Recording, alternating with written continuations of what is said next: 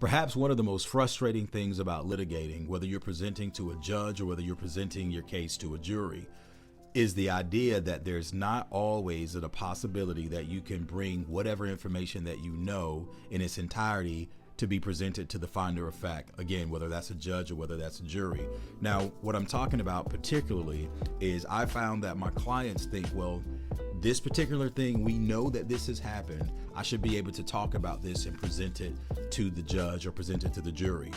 Just as a case in point, I was once working on a situation where there was a recorded phone call where what we were trying to prove was clearly demonstrated in the phone call.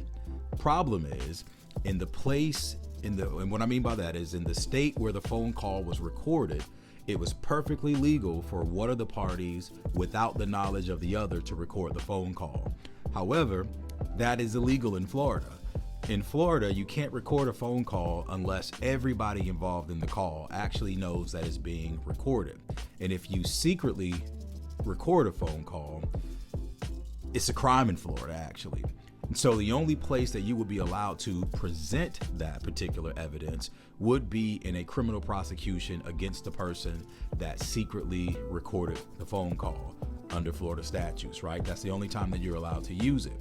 So therefore, we need to go to court to prove XYZ. The phone call clearly shows that XYZ is the truth and that's actually what happened.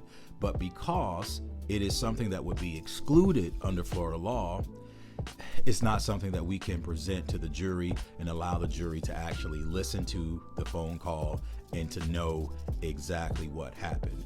And that is perhaps one of the most frustrating things for clients, and also for the attorneys as well, trying to figure out ways, because sometimes there are exceptions to different rules like hearsay. There are exceptions to it, and you can get around the exclusions, and then you can still present it to the finder of fact and allow it to be heard. But in other circumstances, there are no ways to get around things, and it just leaves everybody feeling a little bit underwhelmed.